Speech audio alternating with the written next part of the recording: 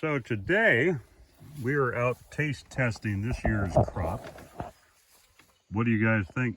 Oh, it's great. What do you like about it? Well, the flavor, how they made it. Yeah. It tastes sweet. Yeah. How about you, Rebecca?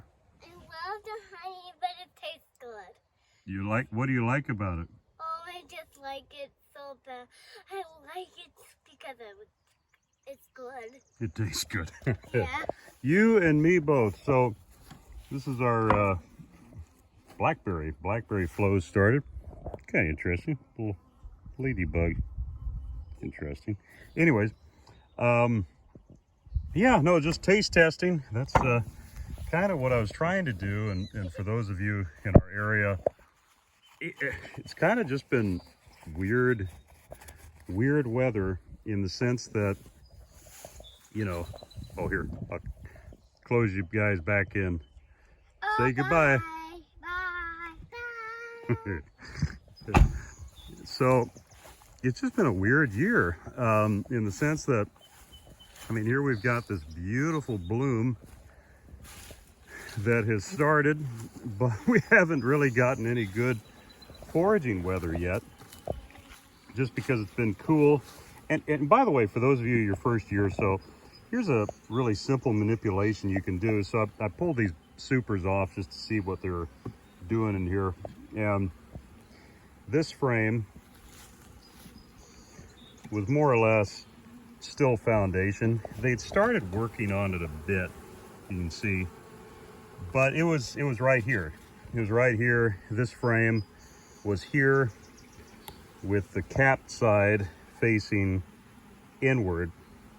And so because I wanted them to, wanted to make sure that they draw out this frame of foundation, I move it in one, and then the side that's capped, we move to the outside or facing the outward part of the box, so that they're just more apt to finish the comb that they've already started. And so that's just a really, just an obviously simple manipulation, but one really good to know about, just to make sure that your frames are always getting worked. Anyways, getting back to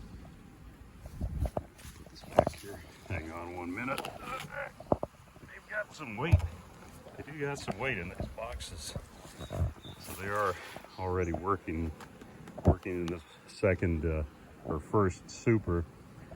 Anyways, yeah, so it was just a weird year, because I mean, we were looking at needing moisture, which we got, which we needed, and so the bloom has started, but we really haven't had good foraging weather as far as temperatures and as far as yeah, just temperatures mainly.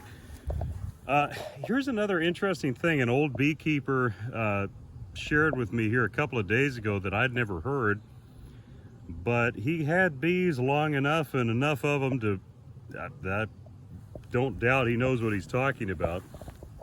And that is that, I'm just turning this is an active bear area here, so make sure to turn the fence back on. But he was telling me that with blackberries, they, when they start to bloom, you need a couple of days above 70 degrees for the nectar production to ramp up. And I've never come across that, never heard that, but at the same time, I've never heard anything to contradict it either. And so if that's the case, it would explain why we've got a bit of a flow that's started, but not quite fully into it yet. Unfortunately, this weekend is supposed to be milder, kind of cooler, but then the following week it's supposed to get, I did turn that on, yeah. Excuse me, it's supposed to start warming up and get up into the mid 70s. So we'll see what the year ends up being. I was already up in our fireweed area here a couple of days ago scouting for it. And I mean, this is just, on the commercial side of beekeeping, it's typical farming. I mean, you've got livestock that you have to, obviously manage, but then you've also have, the foliage or the plants that just like in farming, you have very minimal to almost no control over, but you're trying to replicate somewhat of a consistent system each year so that you can actually have a workable business plan, a workable financial projections. It's funny because I remember when I first started working with the Farm Service Agency, and they would ask me, so what are your financial projections? I'd laugh and I'd tell them, I said, you do realize that these are fabricated. I mean, I am, in any of my financial projections, and this is, I think, just a good rule of thumb, I'm always aggressive on the expense side. I'm always conservative on the income side. And so I can't say that I've had more than maybe 1 or 2 years that have really surprised me on the negative side, because usually I try and plan for worst case scenario with my financial projections. But anyways, no, it's a really interesting, I mean, with the variables that we have in our industry, beside, like taking into account, okay, your weather, what's the plants themselves doing, are they in the proper cycle to produce? So there's those variables.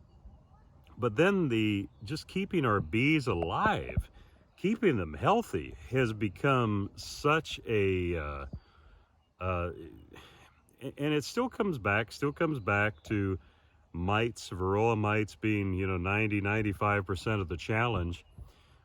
But the mites themselves too seem to be they're just getting trickier. And so we're having to use more and more of a diversity of treatments, and still oftentimes seeing results that are way more inconsistent than what I would like to see to keep me sleeping good at night. And so anyways, that's kind of a little rabbit trail of the commercial side of the industry, just some of the kind of, I think that would encapsulate the major challenge in our industry right now. 2 of them is just being able to stabilize bee health, and then just 2, with the weather patterns over the last few years, it's just been odd, been very odd. Can be very challenging. But anyways, for those of you just keeping a handful of hives or what have you, just continue to keep a watch on your bees needing space. May want to watch them for swarming if this is their 2nd year and you haven't done any splits with them or anything like that. But anyways, I'll catch you a little bit later. Take care. Bye-bye. Oh, and make sure you taste test your honey. I mean, that's I always look forward to this time of the year, and so do our girls. Talk to you later.